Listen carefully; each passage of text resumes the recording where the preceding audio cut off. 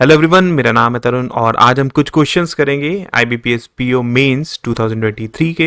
ये कुछ क्वेश्चंस मेरे पास स्टूडेंट्स ने भेजे हैं। तो उन्होंने कुछ डाउट्स मुझसे पूछे हैं। तो हो सकता है ये क्वेश्चन आपने किसी और वेबसाइट या फिर और किसी यूट्यूब चैनल पर भी देखा हो, राइट। तो मेमोरी बेस्ड है, सो आई जस्ट थॉट कि मैं इसे एक्सप्लेन कर दूँ। कुछ क्वेश्चंस में मैंने थोड़े बहुत चेंजेस करे, बट जिस क्वेश्चन में मुझे लगा कि चेंजेस करने की ज़्यादा ज़रूरत नहीं है, अच्छे क्वेश्चन है काफ़ी, तो उसमें मैंने चेंजेस नहीं करे। जैसे इस क्वेश्चन में मैंने कुछ चेंजेस नहीं करे, तो जैसा मुझे मिला था मैंने उसी को एक्सप्लेन करने की कोशिश करी है इसमें। ठीक है, तो बढ़ते हैं और इस क्वेश्चन को समझते हैं कि क्या दिया हुआ है, क्या हमारी अप्रोच होनी चाहिए थी इसे सॉल्व करने के लिए। सबसे पहले पढ़ लेते हैं क्वेश्चन में दिया क्या हुआ है। उसने हमसे बोला है a 4 digit odd number m whose unit digit is not 5। ठीक है, आपके पास एक m है जो कि ऑड नंबर है 4 डिजिट का, 1 2 3 4, राइट। और उसकी जो यूनिट डिजिट है वो 5 नहीं है, एंड ऑड नंबर है, मतलब आपके पास यहाँ पर 1 आ सकता है, 3 आ सकता है, 7 आ सकता है या फिर 9 आ सकता है। ठीक है, when divided by a prime number gives a resultant as a 3 digit number. जब हम इस m को एक प्राइम नंबर से डिवाइड करेंगे तो आपके पास n मिलता है हमें, जो कि क्या है, 3 डिजिट का नंबर है। n 3 डिजिट का नंबर है और उसकी 10th प्लेस क्या है, वो 0 है, राइट। उसकी 10th प्लेस क्या है, वो 0 है। उसे बोला कि sum of the digit of number m is 8, मतलब इन सब डिजिट्स का सम जो है वो आपके पास कितना है, 8 है। और n की डिजिट्स मतलब क्या, इन दोनों डिजिट का जो सम हुआ हमारे पास वो कितना है, 5 है, राइट। उसे हमसे बोला कि which of the following statement या फिर statements are correct for m and n, m और n के लिए कौन सा आपके पास स्टेटमेंट सही हो सकता है। उसने हमसे ये चीज पूछी है, तो इसको हम कैसे कर सकते हैं। देखो ध्यान से समझना थोड़ा सा। सबसे पहली बात, इन सारी डिजिट का सम कितना है, 8 है, राइट। इसका मतलब हम यहाँ पर ये 9 को कंसीडर नहीं कर सकते हैं यूनिट डिजिट में, है ना, बिकॉज मैक्सिमम ही आपके पास सबका सम कितना है, 8 है। फिर अगर हम बात करते हैं n की, तो इन दोनों डिजिट का सम आपके पास कितना, 5 होना चाहिए। तो क्या क्या पॉसिबिलिटी हो सकती है आपके पास, या तो यहाँ पर 5 आ जाए, राइट, यहाँ पर 0 हो जाए, एक पॉसिबिलिटी है। अदरवाइज अगर यहाँ पर 1 है तो यहाँ पर 4 हो जाए, अगर यहाँ पर 2 है तो यहाँ पर 3 हो जाए, अगर यहाँ पर 3 है तो यहाँ पर 2 हो जाए, अगर यहाँ पर 4 है तो यहाँ पर 1 हो जाए। मतलब इसके नंबर्स की पॉसिबिलिटी क्या है कि 500 हो सकता है, 104 हो सकता है, 203 हो सकता है, 302 हो सकता है और 401 हो सकता है। ये हमारे पास पॉसिबिलिटीज हैं। इसके अलावा अगर आप एक चीज को समझो, देखो ये आपके पास जो नंबर्स हैं, n का मल्टीप्लीकेशन हुआ है उस प्राइम नंबर से और आपको एक ऑड नंबर मिला है।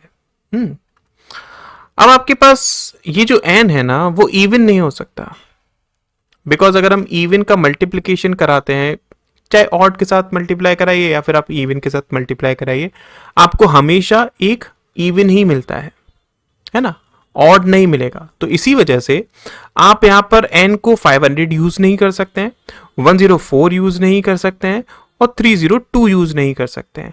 आप केवल ये दो पॉसिबिलिटीज यूज कर सकते हैं n की, या तो वो कितना हो, 203 हो या फिर 401 हो, राइट।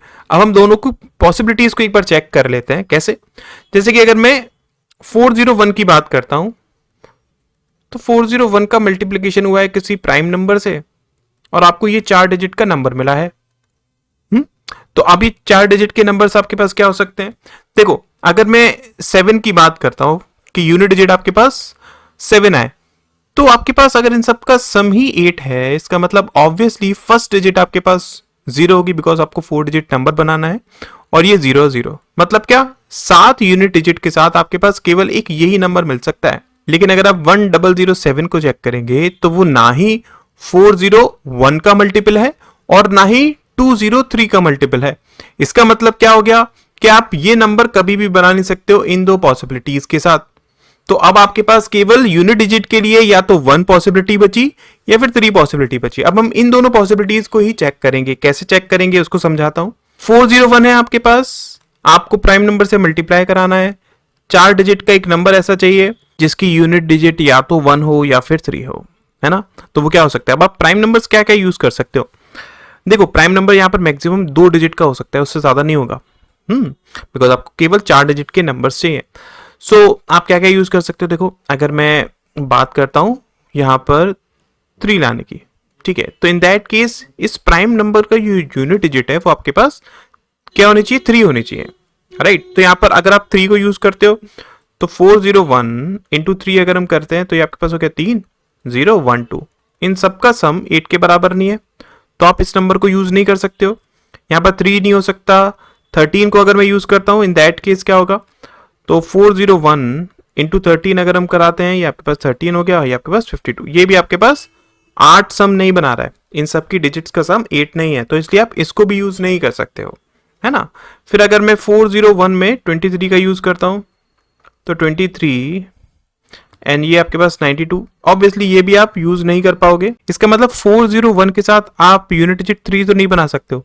अगर मैं 1 की बात करता हूं इन दैट केस क्या होगा, आप यहाँ पर या तो 11 को ले सकते हैं, तो 401 इंटू 11 अगर हम कराते हैं तो 40111 ये आपके पास 44, ठीक है। ऑब्वियसली ये आपके पास सब 8 नहीं बना रहा है, इसलिए आप इसको नहीं ले सकते हो। उसके अलावा अगर आप देखेंगे ऐसा कोई प्राइम नंबर जो कि आपके पास जिसमें यूनिट डिजिट 1 हो, कोई नहीं है ना, तो इसका मतलब आप 1 भी नहीं बना सकते हैं, ठीक है। तो इसी वजह से आप 401 को भी यूज नहीं कर पाएंगे यहाँ पर, ठीक है। इन केस अगर मैं कोई पॉसिबिलिटी मिस कर दूं तो आप एक बार ट्राई करके देख लीजिएगा, है ना। इन केस अगर मैं मिस कर देता हूं तो ठीक है, मैं आपको प्रोसेस समझा देता हूं, राइट, तो आप समझ लेंगे कि किस तरीके से मैंने कराया है, ठीक है। अच्छा, अब हम क्या करेंगे, एक बार 203 को इसी तरीके से चेक कर सकते हैं कि 203 का हम किसी एक प्राइम नंबर से मल्टीप्लाई कराएं और आपके पास 4 डिजिट की एक ऐसा नंबर मिले जिसकी यूनिट डिजिट क्या हो, या तो 1 हो या फिर 3 हो।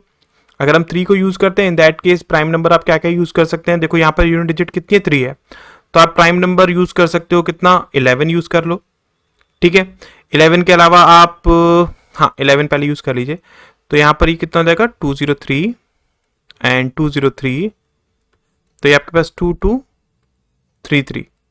ऑब्वियसली ये 8 नहीं बना रहा है, इसलिए आप इसको भी यूज नहीं कर सकते हैं।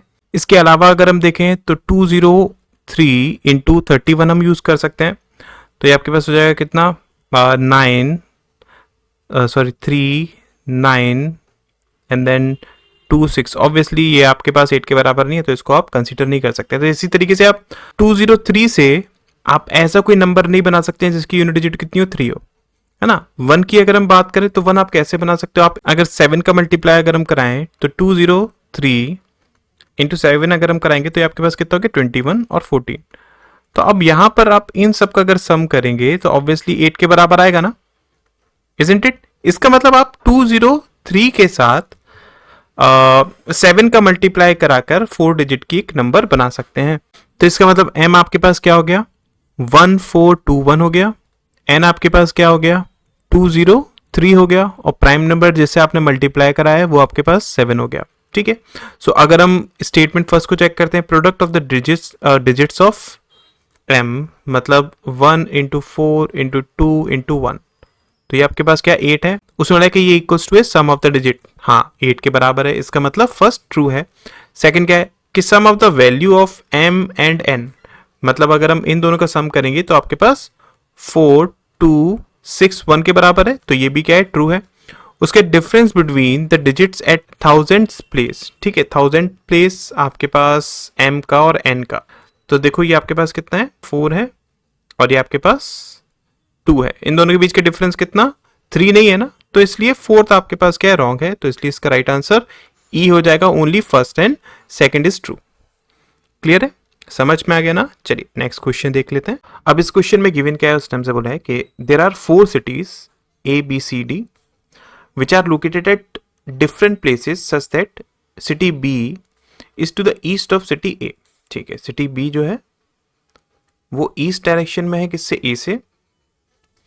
City C to the south of city B, city C का है वो साउथ में सिटी बी से, and city D is to the west of city C and south of city A, ठीक है। आपके पास सिटी डी का है वो वेस्ट डायरेक्शन में है सी से और साउथ डायरेक्शन में है ए से, ठीक। उसने हमसे बोला है कि distance between cities B and C is इतना किलोमीटर्स, ठीक है। बी और सी के बीच में जो डिस्टेंस है वो आपके पास ए स्क्वायर माइनस 165 किलोमीटर्स है, और जो डिस्टेंस है सी और डी के बीच में वो आपके पास कितना दे हुआ है 10a माइनस 150 किलोमीटर्स, ठीक है। उसमें ना कि total distance from A to B, A to D via cities B and C is इतना। ठीक है, मतलब क्या, ए से अगर हम डी जाएंगे वाया सिटी बी एंड सी, तो टोटल डिस्टेंस मतलब ये प्लस डिस्टेंस ये प्लस डिस्टेंस ये इक्वल्स टू दिया हुआ है 1460 के बराबर। मतलब यहां से हम एक इक्वेशन लिख सकते हैं ना, ये आपके पास जो डिस्टेंस होगा उसको हम इतना ही मान सकते हैं। तो हम बोल सकते हैं ना कि twice of 10a minus 150 plus a square minus 165 is equals to हो जाएगा 1460 के बराबर, राइट। तो यहां से ए स्क्वायर ये आपके पास हो जाएगा plus 20a minus 150 minus 165 and minus 1460 is equals to 0। ठीक है, तो यहां से आपकी क्वाड्रेटिक इक्वेशन बनेगी, इसको आप सॉल्व करेंगे तो a की वैल्यू आपके पास 35 आएगी। कितनी आई? 35 आई। ठीक है, अच्छा चलिए आगे वो हमसे क्या बोलता है कि train y takes a total of 20 hours to cover a round trip of city A via B, C and D। ठीक है, उसने बोला है कि सिटी A से B, C, D and again A पहुंचने में y को कितने घंटे लगते हैं? 20 घंटे लगते हैं, राइट। तो यहां से इसका मतलब क्या हो, देखो ये टोटल डिस्टेंस आपके पास कितना हो जाएगा, अगर हम a स्क्वायर मतलब के 35 का स्क्वायर करते हैं और उसमें से 165 अगर हम सब्ट्रैक्ट कर देंगे तो आपके पास होगा 1060, और ये आपके पास हो जाएगा कितना, 350 माइनस 150 मतलब 200, राइट। तो टोटल डिस्टेंस अगर हम देखेंगे आपके पास कितना हो जाएगा, ये हो जाएगा 1460 प्लस 1060 और आई कैन से 0252। ठीक है, इतना किलोमीटर्स है जो कि y ट्रेवल करता है 20 घंटे में। मतलब y की स्पीड अगर हम देखेंगे तो आपके पास कितनी हो जाएगी, 1, 2 एंड 6 किलोमीटर्स पर हार। ठीक है, तो y की जो स्पीड आई वो आपके पास कितनी आई, 126 किलोमीटर्स पर आवर आई। और अगर हम मीटर पर सेकंड में निकालना चाहते हैं तो इसमें आप मल्टीप्लाई करा दीजिए किसका, 126 में अगर आप 5/18 का मल्टीप्लाई कराएंगे, ये 3 टाइम्स गया, ये आपके पास 21 टाइम्स गया, 7 टाइम्स गया तो 35। तो मतलब इसकी मीटर पर सेकंड में स्पीड कितनी है, 35 मीटर्स पर सेकंड आ जाएगी, राइट। इतनी हमारे पास इंफॉर्मेशन अभी तक गिवन है। ठीक है, कुछ कुछ वैल्यूज हमने फाइंड आउट कर ली हैं। फिर वो बोलता है क्या हमसे कि table given below shows the time taken by 3 trains x, y and z to cross a pole and 4 times the length of train of platform P। Okay, आपके पास time taken to cross a pole in seconds, वो इस table में दिया हुआ है, कुछ values missing है आपकी यहाँ पर और यहाँ पर, और यहाँ पर उसने टाइम दिया हुआ है कि कितना टाइम लगता है इन ट्रेन्स को प्लेटफॉर्म P को क्रॉस करने में, 4 टाइम्स ऑफ प्लेटफॉर्म P की। ठीक है, वो आपके पास क्या है जो सेकंड में दिया हुआ है वो ये आपके पास है।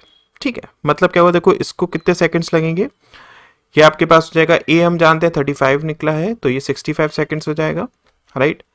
और ये आपके पास कितना हो गया, 70 प्लस 6 76 सेकंड्स हो जाएगा। अभी हमें b की वैल्यू नहीं पता है, उसको हम फाइंड आउट करेंगे। तो यहां तक हमें इंफॉर्मेशन पता चली। उसके बाद उसने नोट में हमें क्या दिया हुआ है कि the average of the time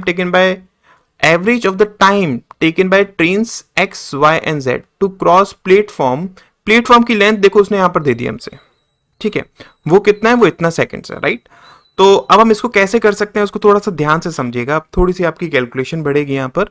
सबसे पहले तो मैं इस पार्ट को हटा देता हूँ सो दैट थोड़ा मुझे जगह मिले एंड दैट मैं इस क्वेश्चन को सॉल्व कर पाऊँ अच्छे से।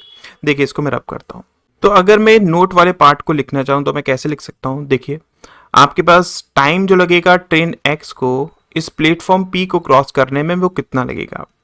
मान लेते हैं ट्रेन x की जो लेंथ है ना वो कितनी है, x है, let us suppose, plus distance 350 divided by जो स्पीड होगी किसकी, x की। ठीक है, ये टाइम लगा किसको, x को इस प्लेटफॉर्म को क्रॉस करने में, प्लस सिमिलरली y का भी हम कर लेते हैं कि y की लेंथ मान लेते हैं कितनी है, y है, प्लस 350 प्लेटफॉर्म की length divided by speed of y, right. वो हमने यहां पर निकाल लिया, अभी हम इसको लिखेंगे आराम से। फिर उसके बाद अगर मैं z की बात करता हूं तो z की मान लो लेंथ कितनी है, z है, plus 350 divided by speed of Z, ये इक्वल्स टू इसका एवरेज दिया हुआ है कितना ये, ठीक है, तो डिवाइडेड बाय 3 ये हो जाएगा कितना 34.25 इंटू 3 हम कर लेंगे, राइट, समझ में है ना। अच्छा चलिए, अब इसके बाद अब देखिए आप क्या क्या चीजें निकाल सकते हैं। जैसे कि अगर मैं ट्रेन एक्स की बात करता हूं, तो ट्रेन एक्स को अगर हम देखेंगे कि वो एक प्लेटफॉर्म को क्रॉस करती है, राइट, मतलब क्या हुआ कि लेंथ ऑफ ट्रेन एक्स कितनी, X is equals to speed of train X into 30, एक हमारे पास ये इक्वेशन आई। फिर अगर हम बात करते हैं कि वो 4 टाइम्स ऑफ प्लेटफॉर्म पी को क्रॉस करती है, अब 4 टाइम्स ऑफ प्लेटफॉर्म पी कितना हो गया, आपके पास प्लेटफॉर्म की लेंथ है 350, तो इसका 4 टाइम्स हो गया 1400, मतलब क्या हो गया कि 1400 plus length of train X is equals to speed of train X, right, and multiplied by the time, time is 65, ठीक है। तो यहां से आप क्या कर सकते हो, अब इसको सॉल्व करो, देखो x की वैल्यू यहां पर दी हुई है कितनी 30 स्पीड ऑफ ट्रेन x, तो उसको हम यहां पर पुट कराएंगे, फिर इस साइड ले जाएंगे, तो आपके पास 1400 इज इक्वल्स टू आएगा 35 into speed of train x, right. ये आपके पास देखिए 5 टाइम्स गया, 200 टाइम्स गया, ये आपके पास 40 टाइम्स गया, मतलब क्या स्पीड जो आई x की मीटर पर सेकंड में वो 40 मीटर्स पर सेकंड आई, ठीक है, ये चीज समझ में आ गई। अच्छा, अब इसी तरीके से आपको देखो यहां पर x की वैल्यू पता चल जाएगी, x की वैल्यू कैसे पता चल जाएगी, x इज इक्वल्स टू ये हो जाएगा 40 इंटू 30, मतलब 1200 मीटर्स, राइट। तो इसको मैं लिख सकता हूं ना कि 1200 plus 350 divided by speed of x कितनी मिल गई हमें, 40 मिल गई, राइट।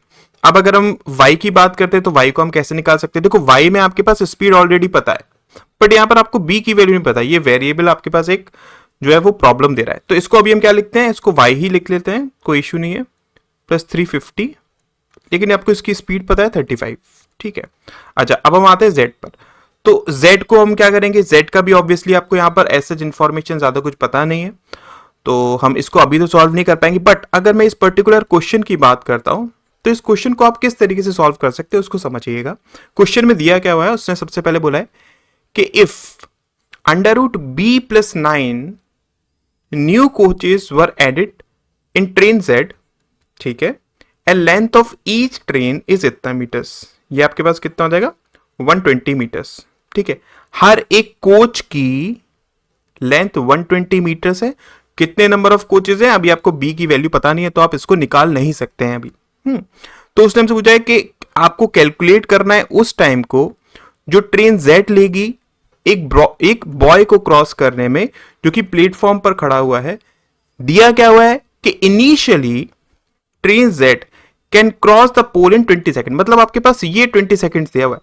तो यहां पर वही चीज जैसे हमने x के केस में यूज करा था ना, वही हम यूज करेंगे, क्या कि Z मतलब लेंथ ऑफ ट्रेन Z कितनी हमने Z मान ली is equals to speed of train Z into 20, ये हमारे पास इक्वेशन फर्स्ट आ गई। अब इसी तरीके से देखो ये 76 सेकंड्स लेता है प्लेटफॉर्म को क्रॉस कर, 4 टाइम्स ऑफ प्लेटफॉर्म को क्रॉस करने में, तो 1400 plus Z is equals to speed of Z into 76, right. Again using this same concept आप Z की वैल्यू पुट कराओ, उस साइड ले जाओ, तो 1400 is equals to 56 speed of Z आ जाएगा, राइट। तो यहां पर देखो ये आपके पास 100, ये 4 टाइम्स, मतलब स्पीड ऑफ Z कितनी आ रही है आपके पास 25 मीटर पर सेकंड आ रही है, तो ये आपके पास कितनी आ गई 25 मीटर पर सेकंड आ गई, राइट। और तो यहां से आप Z की वैल्यू भी निकाल सकते हैं, Z आपके पास कितना हो जाएगा 25 इंटू 20, मतलब 500 मीटर्स हो जाएगा, राइट। तो अगर हम इस पोर्शन की बात करें, इस इक्वेशन में बात करें, तो Z आपके पास है 500 प्लस 350 डिवाइडेड बाय ये आपके पास हो जाएगा 25 इज इक्वल्स टू, अब आप सिंपली आराम से इस y की वैल्यू को निकाल सकते हैं। अगर y की वैल्यू पता चल जाएगी इन दैट केस आप और भी चीजों को फाइंड आउट कर सकते हैं। तो यहां से अगर मैं सॉल्व करूंगा इसे, ये आपके पास हो जाएगा कितना 3 इंटू दिस मतलब 102 एंड दिस इंटू दिस 75, तो 3/4 हम इसको लिख सकते हैं, राइट। तो इसको अगर मैं सॉल्व करूंगा, थोड़ी सी कैलकुलेटिव है, आपके पास y की वैल्यू कितनी आ जाएगी 700 आ जाएगी, ठीक है। अगर y की वैल्यू 700 आ गई तो आप बाकी के क्वेश्चन को आराम से सॉल्व कर सकते हैं, कैसे कर सकते हैं मैं आपको समझाता हूं, इसको थोड़ा सा रब करके मैं आगे क्वेश्चन करता हूं, देखिए। ओके, सो अगर मैं इस p की वैल्यू को पहले फाइंड आउट करने की कोशिश करूं तो मैं कैसे निकाल सकता हूं। हम जानते हैं कि उसने 1400 डिस्टेंस चला है, ठीक है, और जो y की लेंथ आई है वो 700 आई थी, तो ये आपके पास हो गया टोटल कितना, 2100, राइट। इसकी स्पीड कितनी है, 35 है, तो ये आपके पास हो गया कितना, ये आपके पास हो जाएगा 5 टाइम्स 300 टाइम्स 60, तो 60 is equals to b plus 20 आ रहा है, मतलब b की वैल्यू कितनी आ गई आपकी 40 आ गई। अगर b 40 है तो ये आपके पास कितना हो जाएगा, 40 प्लस 9 49 अंडर रूट में मतलब 7, तो total number of new coaches जो ऐड करेंगे वो 7 है, और हर एक की लेंथ कितनी थी, 120 मीटर्स थी, तो टोटल आपके पास आपने ट्रेन Z में कितना ऐड कर लिया, 840 मीटर्स, है ना। अगर मैं ट्रेन Z की बात करूं तो ट्रेन Z की आपकी लेंथ कितनी थी, वो हमने यहां पर निकाली थी 500 थी, राइट। इसमें 840 ऐड कर दीजिए तो 0 4 एंड 1 3, राइट, ये आ जाएगा। तो ये लेंथ क्रॉस करनी है, स्पीड कितनी है Z की, 25 मीटर्स पर सेकेंड है, तो इसको जब हम सॉल्व करेंगे 25, तो ये आंसर कितना आ जाएगा, 53.6 आ जाएगा। मतलब इसका राइट आंसर आपके पास ऑप्शन में से क्या हो जाएगा, ई इसका राइट आंसर हो जाएगा। ठीक है, आई होप ये क्वेश्चन समझ में आ गया होगा आपको कि किस तरीके से सॉल्व करना था, क्या अप्रोच इसमें यूज करनी थी, और हमने कैसे कैसे सारे वेरिएबल्स को फाइंड आउट करा है। ठीक है, चलिए नेक्स्ट क्वेश्चन देखते हैं। अब इस क्वेश्चन में गिवन क्या है, उसने बोला है कि in an exam there are 3 subjects, English, Hindi and maths, right. 3 subjects हैं आपके पास, इंग्लिश है, हिंदी है और मैथ्स है। उसने बोला कि total number of questions in English, Hindi and maths वो आपके पास कितने हैं, इसमें 100 है, इसमें 80 है और इसमें 60 है, राइट। पाई चार्ट आपको क्या शो कर रहा है, the percentage distribution of total number of questions attempted by 4 students P, Q, R and S। आपके पास 4 स्टूडेंट्स हैं, P, Q, R और S। इन्होंने कितने कितने क्वेश्चंस अटेम्प्ट करे टोटल, वो आपके पास इस पाई चार्ट में दिया हुआ है। उसमें लगे total number of questions attempted by 4 और दीज 4 स्टूडेंट वो 600 है, तो 600 का 330%, राइट। मतलब कितना, 180 अटेम्प्ट करे किसने, P ने। ये आपके पास M और N वेरिएबल्स दिए हुए हैं, और R का उसने बताया कि 20% 600 में से, मतलब क्या 120 क्वेश्चंस अटेम्प्ट करे हैं R ने। अब कुछ क्वेश्चंस इंग्लिश के होंगे, कुछ हिंदी के होंगे, कुछ मैथ्स के होंगे, आपको वो नहीं पता है, उस पर बेस्ड कुछ क्वेश्चंस दिए हुए हैं। पहला क्वेश्चन हमसे क्या बोलता है वो, कि what is the number of questions attempted by P in English given that the difference between the number of questions attempted by P in Hindi and maths is maximum। P का उसने बात करी है कि P के हिंदी और maths में जितने क्वेश्चंस अटेम्प्ट करे उन दोनों के बीच का डिफरेंस जो है वो मैक्सिमम है, तो उसने इंग्लिश में कितने नंबर ऑफ क्वेश्चंस अटेम्प्ट किए होंगे हमें पता करना है। और दिया हुआ है कि he attempted at least 1 question from each subject, हर एक सब्जेक्ट से एटलीस्ट एक क्वेश्चन तो अटेम्प्ट किया ही है, राइट। तो इसको हम कैसे कर सकते हैं, ध्यान से समझिएगा। अगर हम मानकर चलते हैं, देखो इन दोनों के बीच में आपको डिफरेंस मैक्सिमम करना है, इसके नंबर ऑफ क्वेश्चंस ज्यादा हैं इससे, तो एक काम करिए, इसको आप मैक्सिमम से मैक्सिमम करने की कोशिश करिए। मतलब हिंदी में जितने नंबर ऑफ क्वेश्चंस अटेम्प्ट किए उसको ज्यादा से ज्यादा करने की कोशिश करिए। वो कितने हो सकते हैं, मान लेते हैं कि इसने 80 क्वेश्चन, सारे के सारे क्वेश्चंस अटेम्प्ट कर लिए P ने, राइट। तो M में उसने कितने अटेम्प्ट करेंगे, इसको कम से कम करने की कोशिश करिए। अब देखिए उसने बोला कि हर एक सब्जेक्ट में से उसने एक क्वेश्चन तो किया ही है, इसका मतलब यहां पर आपके पास ये कितना हो सकता है, 1, राइट। तो मैक्सिमम डिफरेंस इनके बीच में कितना होगा, वो आपके पास 79 होगा, राइट। कितना होगा वो आपके पास इन दोनों के बीच में डिफरेंस, 79, वही मैक्सिमम है ना। तो इसका मतलब क्या हुआ, आपके पास उसने यहां पर इंग्लिश में कितने क्वेश्चंस अटेम्प्ट किए होंगे वो हम निकाल सकते हैं। किस तरीके से, 180 आपके पास टोटल है, जिसमें से 80 प्लस 1 यहां अटेम्प्ट हुए, इसका मतलब यहां पर कितने अटेम्प्ट हुए होंगे, बाकी के बचे हुए 99। तो इसलिए इसका राइट आंसर क्या हो जाएगा, डी इसका राइट आंसर हो जाएगा। समझ में है। अगर आप देखो, मैं इसको मान लेता हूं कितना, अगर मैं इसको 80 रहने देता हूं और इसको अगर बढ़ाता जाता हूं तो आपके पास डिफरेंस क्या हो जाएगा, कम होता जाएगा, राइट। सिमिलरली अगर मैं इसको कम करता हूं, मतलब अगर मैं इसको मान लो 79 करता हूं और इसको अगर 1 ही रहने देता हूं, तब भी डिफरेंस आपके पास 79 से कम ही आएगा, इजंट इट। तो इसी वजह से आपके पास जो नंबर ऑफ क्वेश्चंस अटेम्प्ट हो सकते हैं पी के इंग्लिश में वो 99 हो सकते हैं। कब? जब डिफरेंस आपके पास हिंदी और मैथ्स में मैक्सिमम होता। ठीक, नेक्स्ट क्वेश्चन देखते हैं। अब इस क्वेश्चन में क्या है, उसने बोला है कि difference between the number of questions attempted by P and Q is equals to the difference between the number of questions attempted by R and S which is 20। मतलब इन दोनों के बीच का डिफरेंस 20 और इन दोनों के बीच का भी डिफरेंस 20 है। तो हमें बताना है what can be the minimum value of this, right. तो इसको हम कैसे कर सकते हैं, देखो ध्यान से समझने की कोशिश करना। आपके पास ये 180 है, तो यहां पर ये क्या हो सकता है, या तो ये 200 हो जाए। अगर ये 200 हो जाए, वी नो दैट ना, ये सारे क्वेश्चंस आपके पास टोटल कितने 600 है। तो ये आपके पास एस के क्वेश्चंस कितने हो जाएंगे, 100 हो जाएंगे। एक पॉसिबिलिटी ये है, राइट। दूसरी पॉसिबिलिटी क्या है कि ये देखो 180 आपके पास फिक्स है, ये 120 फिक्स है। इसकी और क्या पॉसिबिलिटी हो सकती है, अगर ये 60 हो तब भी तो डिफरेंस आपके पास क्या है, 20 का ही है ना, इजंट इट। तो ये आपके पास कितना हो जाएगा उस केस में, 140 हो जाएगा। देखो इनके बीच में भी डिफरेंस कितना 20 का ही आ रहा है, राइट। तो इसकी दो पॉसिबिलिटीज बन सकती हैं, ये भी बन सकती है, ये भी पॉसिबिलिटी बन सकती है। अब यहां पर इस पॉसिबिलिटी के हिसाब से अगर मैं m और n की वैल्यू फाइंड आउट करने की कोशिश करूं तो क्या हो जाएगा, देखो m आपके पास क्या हो जाएगा, 200 डिवाइडेड बाय 600 का कितना परसेंटेज है, यही तो होगा ना। मतलब आपके पास कितना हो गया, 100/3। इस केस में अगर हम देखें, बिकॉज आपके पास ये क्या है, m परसेंट ऑफ व्हाट है, 600 का ही है, टोटल का है ना। तो इसके हिसाब से क्या हो गया, m की वैल्यू आ गई। अगर n की वैल्यू निकालना चाहता हूं तो क्या हो जाएगा, वो आपके पास 100/600 इंटू 100, राइट। ये कैंसिल आउट हो गया, तो 100/6 इसकी वैल्यू आ गई। अब इसी तरीके से अगर मैं इस पॉसिबिलिटी को लेकर चलता हूं तो यहां से आपके पास m की और n की क्या क्या वैल्यू हो सकती है। देखो ये आपके पास कितना है, 160 है, तो 160 डिवाइडेड बाय 600 इंटू 100, ये आपके पास कितना आ गया, 160/6। इतना लेकर चलो, कोई दिक्कत नहीं।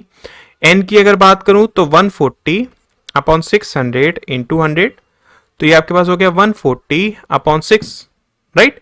अब देखो यहां पर उसने क्या बोला है कि 2m प्लस n। अगर मैं इस वाली पॉसिबिलिटी को लेकर चलता हूं तो आपके पास 2m कितना हो गया, 200/3 प्लस 3n कितना हो गया, 3n हो जाएगा आपके पास 300/6, राइट। तो एक काम करो, इसमें 2 का मल्टीप्लाई करा दो ऊपर नीचे, तो ये आपके पास हो गया कितना, 400/6। तो ये टोटल मिलाकर कितना हो गया, 700/6, राइट। अगर मैं इस वाली पॉसिबिलिटी को लेता हूं तो 2m आपके पास कितना हो जाएगा, 320/6 प्लस 3n आपके पास कितना हो जाएगा, 420/6।